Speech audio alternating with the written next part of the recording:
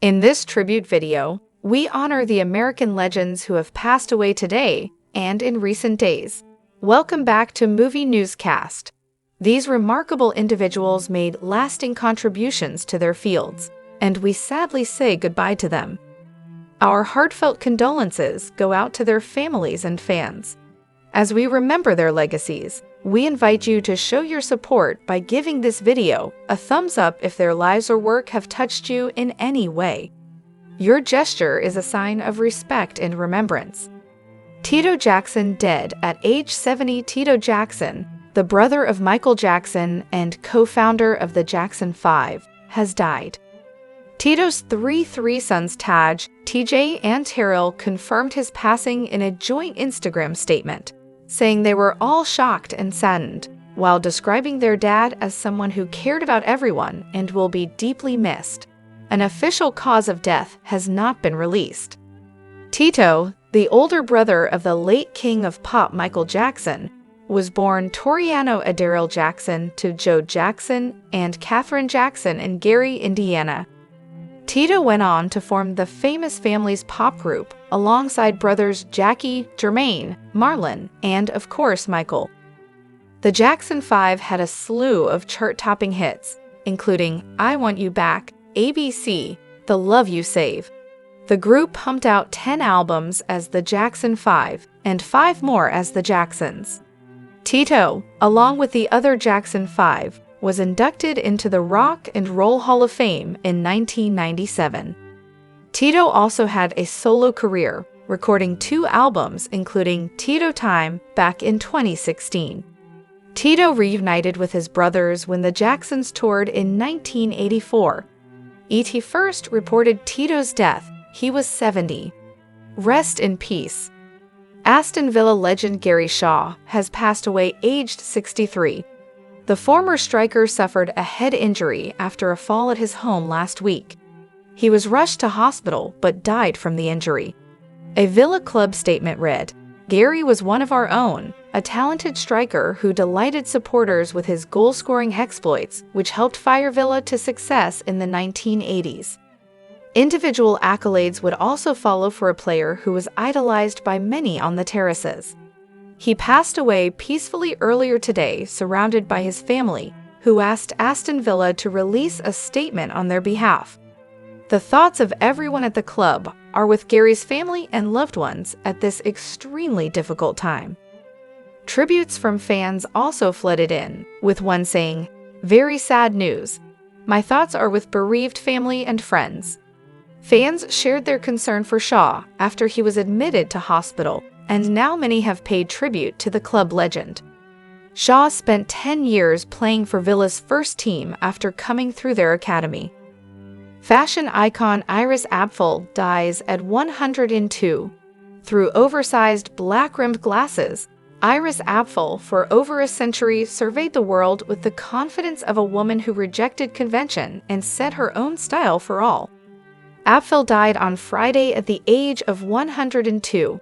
According to a post on her verified Instagram page. She died in her home in Palm Beach, Florida. Stu Lozer, a spokesman for her estate, told the New York Times. The influential interior designer loved chunky accessories, jazz, work, and seized every opportunity that came her way, from prestigious art exhibitions to magazine covers, a cosmetic line, a documentary, a modeling contract, and a Barbie doll made in her image. "I go at it full. I'm very passionate about what I do," Apfel told CNN in an interview in 2018. "I put my heart and soul into things, and it feeds me. I push myself until I can't anymore and then come back again for more. I'm a glutton for punishment. It's too damn nosy," she told CNN in 2018. "I don't give a damn what you ate, and I don't care who you're sleeping with. It's an enormous waste of time." Apfel was once asked to define her attitude to life in just 3 words. "Only one trip," she said. Then she added a few more. "Might as well live it up." DeVissy Clark, the godfather of Austin blues, has died. The Texas soul standard mentored Stevie Ray Vaughan and many others. Austin musician DeVissy Clark, known as the godfather of Austin blues and a mentor to Stevie Ray Vaughan, has died. He was 84. Music historian and former Austin Chronicle columnist Michael Corcoran reported the news on his Substack, Michael Corcoran's Overserved. According to Clark's manager Vicky Morb, Clark died at Seton Hospital in Kyle on Saturday morning, just days after doctors found cancer, though his cause of death has not been determined. His final show took place on February 20 at Giddy Ups, where he held down a standing Tuesday happy hour residency. Clark's own band, the W.C. Clark Blues Revue, self-released his first recording, Something for Everybody, in 1986. In a review of his 2002 Alligator Records album, the Chronicle's Jay Trachtenberg wrote that From Austin with Soul stands proudly as the most satisfying set of good rockin', soul-drenched blues to come out of Austin in quite some time. Clark's potent combination of gritty Texas guitar blues and shuffles wedded to the smooth, gospel-rich stack/high sound of Memphis is a total knockout. Quebec actor, radio personality Paul Howd dies at 69. His wife, Francine Audette, says his death was due to a complication following surgery to remove a mass from his brain. Quebec actor, television and radio host Paul Howd died suddenly Saturday morning. He was 69. Howd's wife, Francine Audette, said in a social media post his death was due to a complication following a major surgery to remove a mass from his brain. Howd had a prolific career in Quebec media, including as a radio host on the BPM Sports Network, CKAC, and 98.5 FM. He also appeared in the beloved comedy film series Les Boys, in which he played the character Fern, an erudite goalie who was able to recite details of professional player statistics. Known for his incredible wisdom, his endless talents, and his genuine kindness, Paul Howd was adored by so many. Prime Minister Justin Trudeau wrote on X, formerly Twitter, "His passing is an enormous loss." Carl Weathers, who came to fame as Apollo Creed in the Rocky movies and proceeded to appear in dozens of movies and TV shows from Predator to The Mandalorian, has died, according to his manager Matt Luber. Weathers was 76. The actor died peacefully at home on Thursday, Luber told CNN. No cause of death was available. Carl was an exceptional human being who lived an extraordinary life, his family said in a statement provided to CNN. Through his contributions to film, television, the arts and sports, he has left an indelible mark and is recognized worldwide and across generations. He was a beloved brother, father, grandfather, partner, and friend. Weathers was actually a former football player who had never boxed when he auditioned for the role in Rocky, proceeding to appear as Apollo Creed in the Oscar-winning film and the next 3 sequels. Most recently, Weathers played a key supporting role in the Disney Plus Star Wars series The Mandalorian, earning an Emmy nomination as guest actor in a drama, and also directed one of the episodes.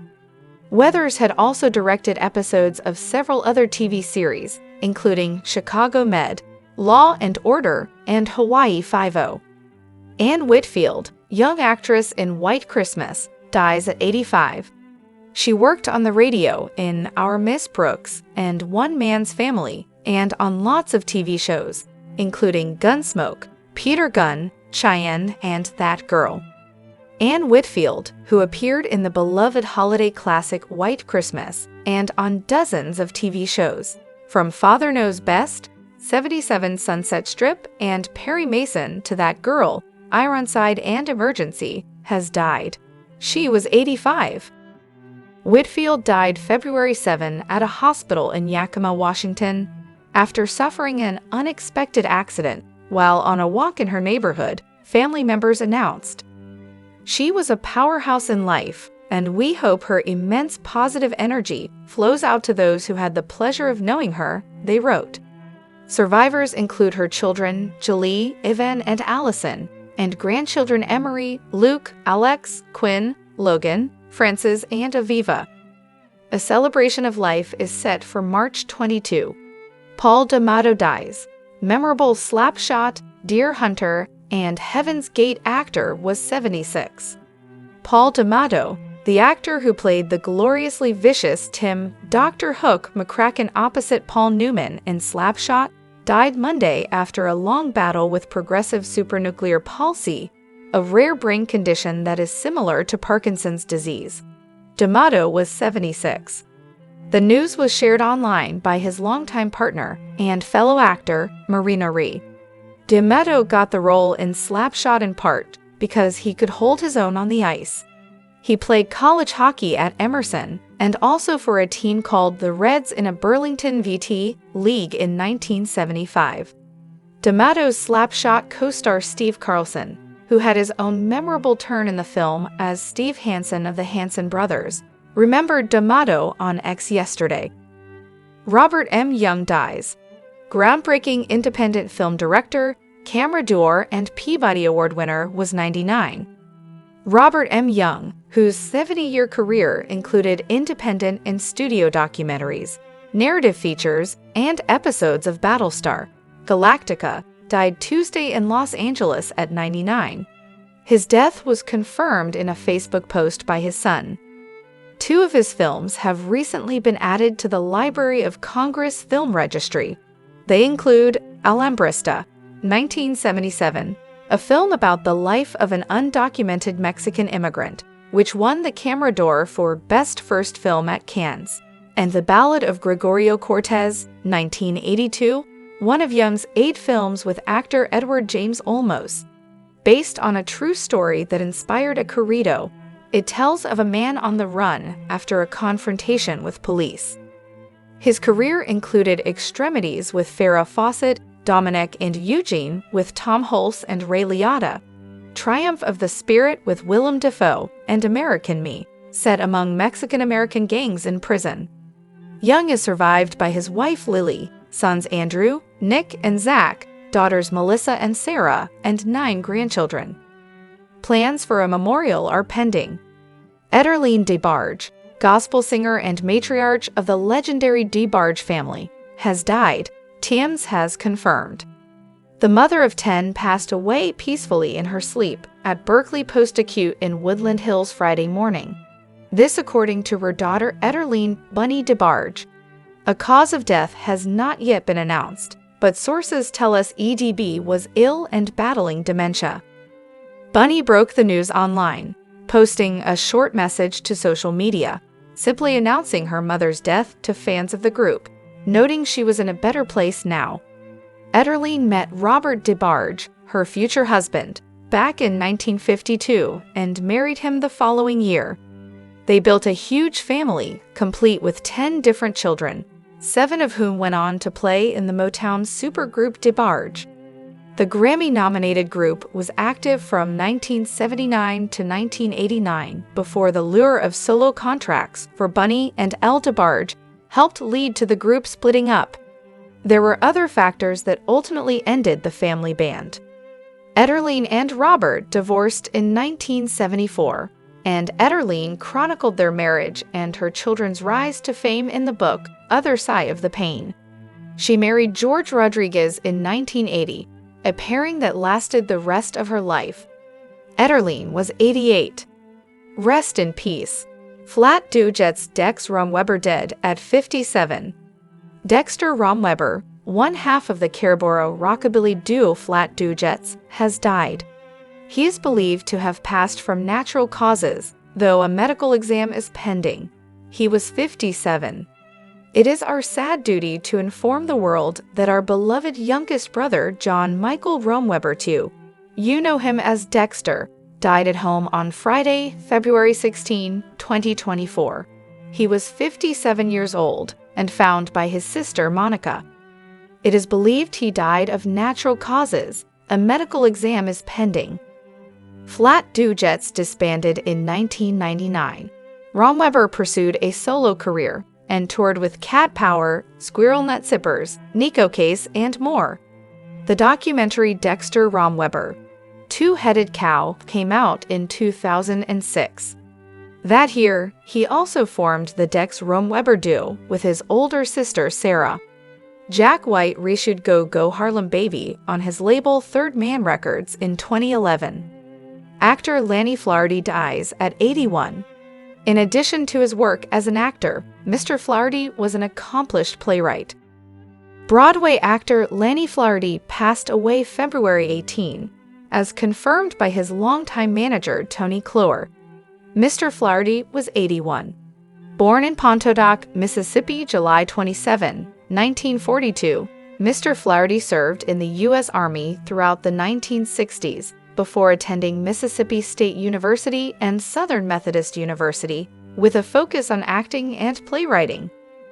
By the mid-1970s, Mr. Flaherty had moved to New York City, where he was a part of the 1974 Broadway revival cast of John Steinbeck's Of Mice and Men. As a playwright, Mr. Flaherty wrote numerous works, including A Birthing at Nubbin Ridge, Cedar's Mark, The Campground, Crisscross Creeks, and Willem. His piece Showdown at the Adobe Model, presented at Hartford Stage in 1981, starred Oscar winner Henry Fonda in his final live performance. The strange lie Toby Keith's daughter used to tell people about him. Country superstar Toby Keith died in February 2024 at age 62, 2 years after being diagnosed with stomach cancer. Rising to fame beginning in the 90s, Toby was best known for his hits like Should Have Been a Cowboy, How Do You Like Me Now, and Red Solo Cup. A career well spent, Toby was inducted into the Country Music Hall of Fame posthumously just weeks after his death, having initially been selected while he was still alive. While he had a lot to be proud of during his lifetime, one of Toby's 3 children, Crystal Keith, loved to joke about her father's profession, telling others he was a plumber. I think I thought everybody's dad had a job like my dad. He might as well have been a plumber, she told Fox News Digital in August 2024. The terrorist Donald Kinsey has died. Kinsey was born in Gary, Indiana in 1953, one of 3 sons to Chicago blues performer Big Daddy Kinsey. He played alongside many music legends, touring and recording with reggae greats Bob Marley and Peter Tosh, as well as Mick Jagger and Albert King. He also struck out on his own, forming the Kinsey Report with his 2 brothers.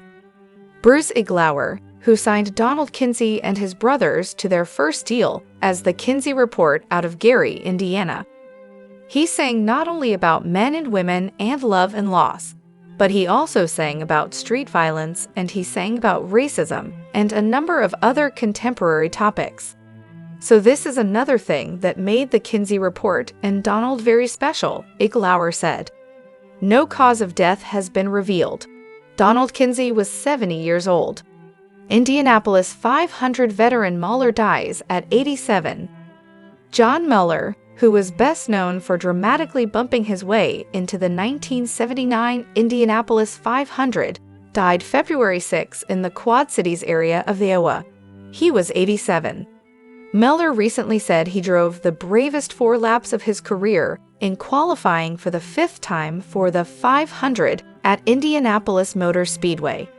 He was using a car assembled the prior night after his primary machine was bumped, twice actually. Mahler hadn't practiced with the No. 92T Intercomp Eagle/Offie, yet he bumped Bill Vukovich Jr. in literally the final seconds of qualifying. My shining moment, he said during a final visit to IMS in January. Mahler said he relived the action 15 or 20 times on a DVD of ABC's Wide World of Sports broadcast. That was the year Rick Mears won the pole and then the race, but all eyes were on Mahler that late afternoon, May 20. Jimmy Van Eaton, early rock and roll drummer who played at Sun Records, dies of 86. He was pioneering drummer who played behind the likes of Jerry Lee Lewis and Billy Lee Riley at Sun Records in Memphis, Tennessee. Jimmy Van Eaton, a pioneering rock and roll drummer who played behind the likes of Jerry Lee Lewis and Billy Lee Riley at Sun Records in Memphis, Tennessee, died Friday, February 9, at age 86, a family member said. Van Eaton, a Memphis native who came to the famous record label as a teenager, died at his home in Alabama after dealing with health issues over the last year, the Commercial Appeal of Memphis reported, with his wife, Deborah, confirming his death. Van Eaton was known for his bluesy playing style that the newspaper said powered classic early rock hits at Sun like Whole Lotta Shakin' Goin' On by Lewis and Red Hot by Riley. He also played with Bill Justis and Charlie Rich. The voice we woke up to, Bob Edwards, longtime Morning Edition host, dies at 76. Bob Edwards, the veteran broadcaster and longtime host of Morning Edition, who left an indelible mark on NPR's sound, has died. He was 76 years old. NPR's Susan Stamber says Edwards' voice became part of the morning routine for millions of Americans. He was Bob Edwards of Morning Edition for 24 and a half years, and his was the voice we woke up to, she says. When listeners first heard that voice, they might have imagined a figure of great authority, an avuncular newsman dressed in a pinstripe suit. But that was not Bob Edwards. He sort of set the tone and the bar for all of us, she says. He understood the power and the intimacy of our medium and captured the attention of millions and millions of people who are still with us today. Former Washington Senators pitcher Jim Hannon dies at 85. James Jim Hannon, who played most of his 10-year Major League Baseball career pitching for the Washington Senators 1962-70, died February 9 at 85. Hannon was a parishioner of St. Ambrose Church in Annandale. James John Hannon was born January 7, 1940, in Jersey City. Angie, the Notre Dame graduate, was a pitcher for the Washington Senators from 1962 to 1970, finishing his career in 1971 with the Detroit Tigers and the Milwaukee Brewers. Among his career highlights was throwing a one-hit complete game against the Kansas City Royals in 1970.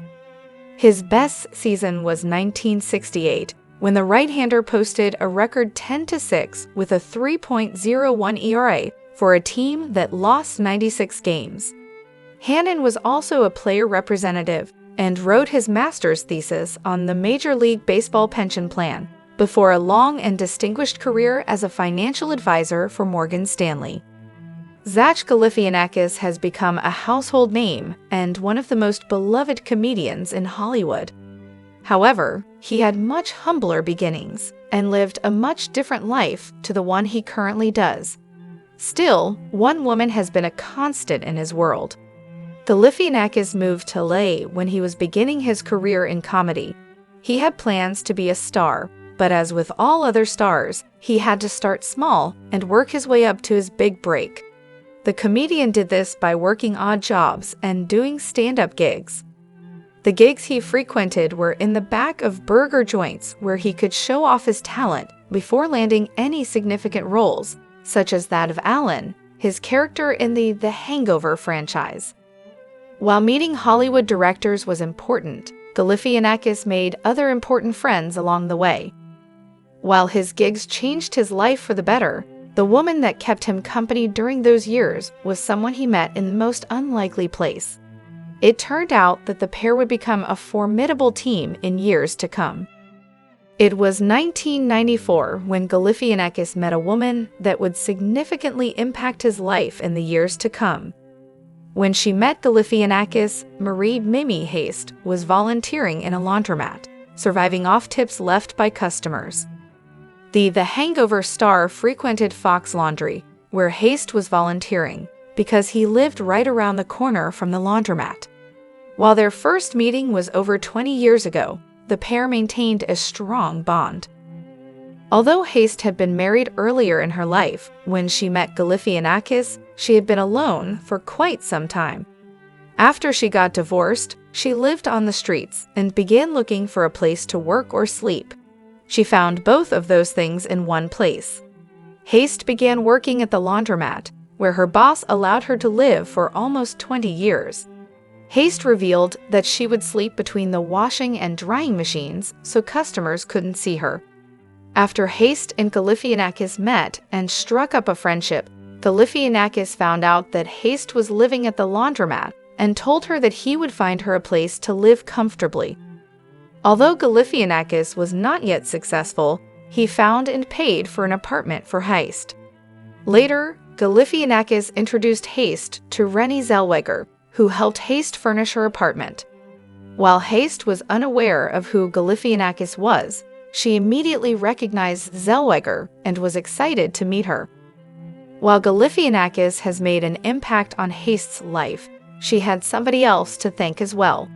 Haste extended her gratitude toward Zellweger and Galifianakis for all they had done by saying, "I really appreciate Zach and Renée for everything they've done. I have a place to live now and my own bed. I now get my Social Security, so it helps me pay for food and my phone bill." Meeting Haste impacted Galifianakis, but Haste's life was forever changed after she met the budding star. By the time Galifianakis had his breakthrough role in The Hangover in 2009, the pair had built a strong bond. This bond brought new opportunities for Haste to experience the finer things in life. Whenever Galifianakis had a film premiere or other Hollywood events that he didn't have anyone to take to, he would ask Haste to be his date. Even though Galifianakis has been in the public eye for such a long time, he still has not become used to Hollywood events, but says Haste handles them well. Galifianakis said that he enjoyed taking Haste on the red carpet, sharing, "I like to see her in that atmosphere. Somehow she fits in a very strange way." Haste explained her thoughts on the red carpet treatment she has experienced since meeting Galifianakis, saying, "If he's in town, he takes me. I dress up nice, and a friend helps me with my makeup. It's fun, not something I've ever dreamed I'd experience. The limo takes me home afterward." While it is fun for Haste to be at the events, she is not the only one who is happy to be there. Galifianakis said that although he doesn't enjoy red carpets, Haste makes it better, saying that he feels better when Haste is with him on the red carpet. Even after becoming a well-known name in and around Hollywood, she still cleaned the dryers at the laundromat because she believed that nobody else could do the job as well as she could.